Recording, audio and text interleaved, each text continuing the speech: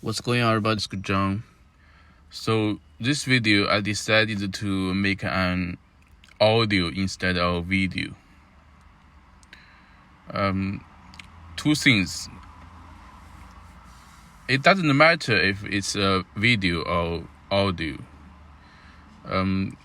It's not the pictures that matter. It's what I'm saying matters, right? Number two is that audio is much easier. I just click the voice memos on my iPhone, and it goes, and the quality of the audio is much better than the video. So in this audio, I want to talk about maybe two things. I haven't talked about issues China society for a while on YouTube. Mostly recently, I've been posting videos about the wooden factory that I'm working for. I feel like, yes, there's a lot of stuff happening in China that worth mentioning. I feel like, what I'm saying, it doesn't matter. China is still China. No matter how hard, how vocal you are, China is still China. And also, it doesn't help you financially, and sometimes it may make you in trouble. So that is why recently I've been focusing on introducing this wooden crafts company, and that pays off. On YouTube, I haven't received a penny, but some guy, he saw my video on YouTube. He contacted me. He recently placed an order about 5,000 USD. So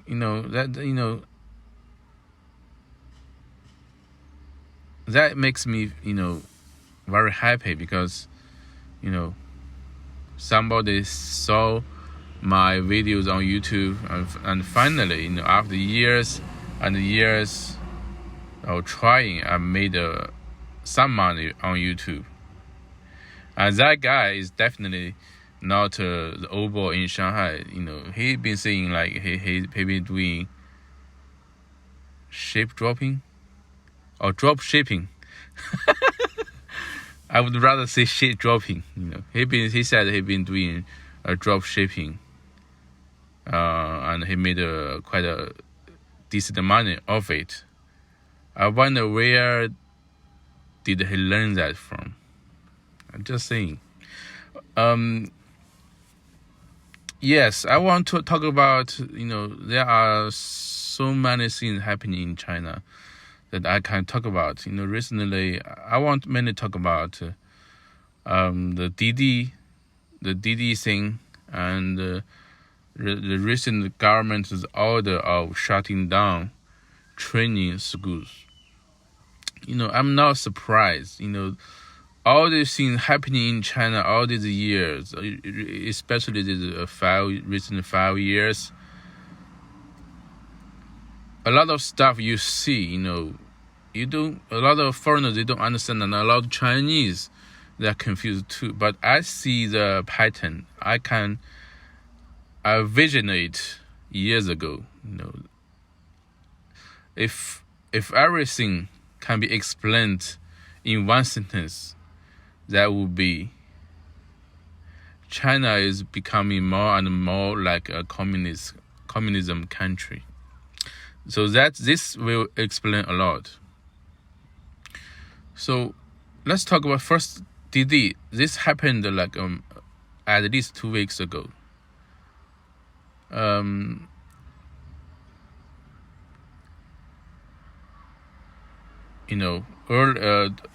Just around the 100th anniversary ceremony, which is last month.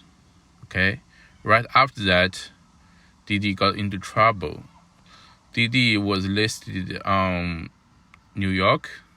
Okay, so the government, they don't want Didi to list on New York.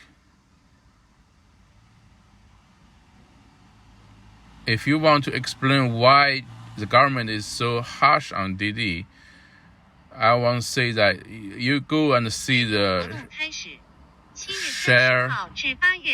Sorry.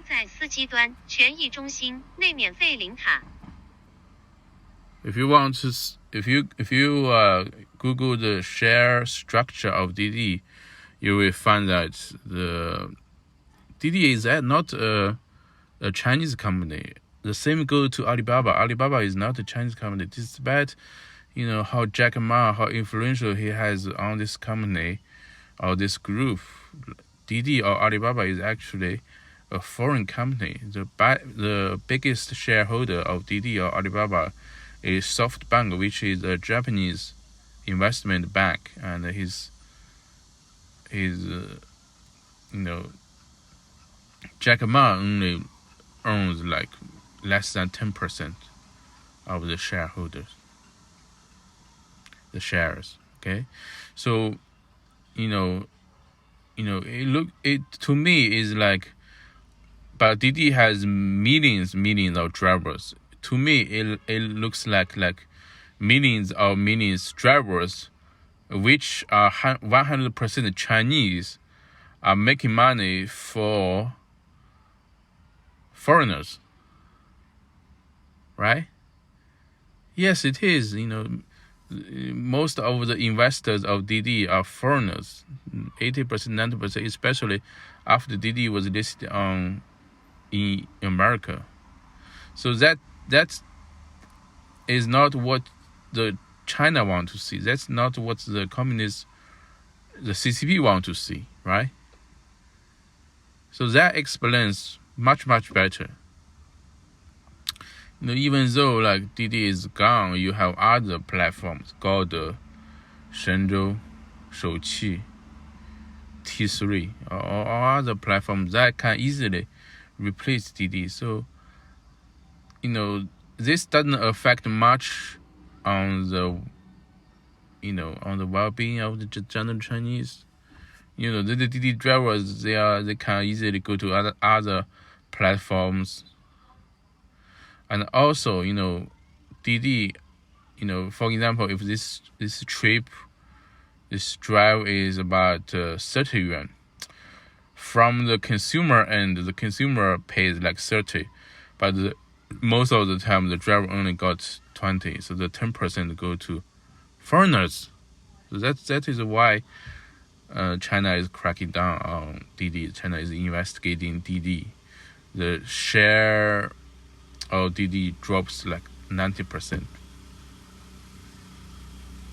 So recently, some other sector, their share has dropped more than 90%. This is the training sector, education sector. Especially, the biggest one is New Oriental, Xindongfang, whose shares has dropped, I think, at least 95%, 90% since its peak. So why recently China has targeted these training schools, especially English training schools? Well, some say like this has something to do with China's recent policy of allowing parents to have the third kid. Is that it is very costly to bring up to raise a child. If parents pay a lot on children's education, then they don't want to have the third kid. So that is why some people say like China is eliminating all these training schools, so that to put down the burden on parents, some kind of burden, to some extent. It could be. Another thing, in my opinion, is that influence, education. The government, they don't want to see the children, the kids, being educated outside the system. When I say the system, it's like and you can see our education system, especially, what I see is that they don't allow, they emphasize more on the education of Chinese. They pays less attention. They attach less importance to the education of English. Because if you read the guidelines, one of them is that foreign education or textbooks not approved by the government is not allowed to circulate. So all these foreign teachers, they will be gone. Last year, I was working in what was called SCT, some kind of foreign language English training program that these teachers are Jamaicans. They will be gone because this is not allowed anymore. Not in schools, not out of schools, not outside the schools. And basically, also the government said that these training schools has to be non-profit. They can't open in the holidays, in the weekends. So basically, it means that we want to die, we want to leave. We just can't say that directly. We have to use euphemism. Because it's just too blunt to say like we don't want to see you. So we say that we want you to be non-profit. So it means that we want you to make ends meet or lose money. We don't want you to run. We don't want you to operate during the weekends, which during the holiday. That is when most of these training schools make money. So, because why is that? Is that another explanation for this is that education is very important. The government didn't want to see the children influenced by institutions other than schools, especially English, because when you learn English, you learn the way they're thinking, the way their culture. The government didn't want that. That is, explained. I see it long ago. Is that China is more and more closed to the outside of the world. I'm doing foreign trade. I teach English. None of the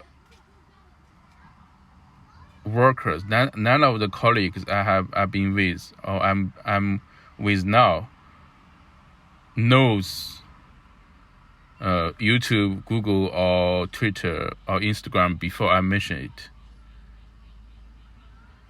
So when you do foreign business, when you don't know this website, how can you do it well?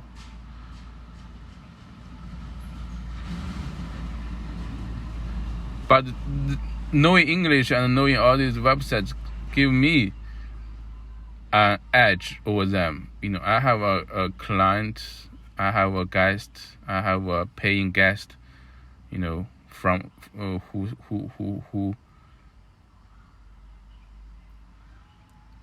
who knows my trade after seeing my YouTube. Recently, I've been doing I just uploaded a lot on my Instagram, the product pictures. So there are a lot of to do except Alibaba. When you see foreign trading in China, it basically means Alibaba. But nobody is doing Instagram, nobody is doing Google or YouTube. But I'm doing this, and it gave me the business.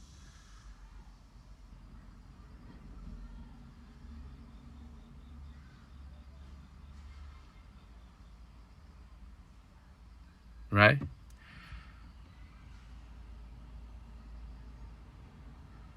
So a lot of stuff can be explained by the trend, by the climate.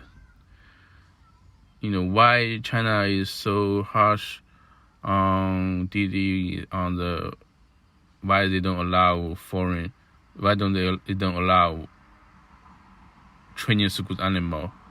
And recently I have read an article saying that China will gradually make these existing private schools public. So in the future, there will be no private schools. All the schools are public. So that explains, it resembles a lot with what is going on 30 years ago, 40 years ago. The leadership, they are growing more and more wary or hesitant about the capitalism. So they want, schools to be. Schools are already part of the institution, part of the system. I tried, earlier I tried to be a English teacher with a certificate, but finally, if I say that, you may not believe it, but I'm not qualified English teacher. Okay, some people say, yeah, my English is good, but I'm not qualified. It's why I can't get a certificate. To get a teacher certificate, you have to have pass 3 courses. English, that is 1. English level, grammar, that is 1. I have passed it.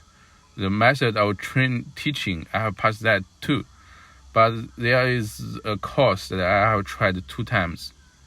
It's like Chinese history, Chinese language, Chinese policies, that course. But you have to do that. You have to pass that to be an English teacher in China. But that has nothing to do with English. So that confuses me. So, even though I gave up. Even though I have passed that, in the school you have a lot of tests, and there will be a lot of conflicts. I can foresee that. So I don't want to be an English teacher in China. Even though I speak English quite well, but they say I'm not a qualified English teacher. So that is why I'm working for this wooden craft company doing foreign trade. That is another way of utilizing my specialty, right? So anyway, I have, that is what I have to say about this in this video, in this audio. It's been 20 minutes. I hope you like it. Thanks a lot. I'm out.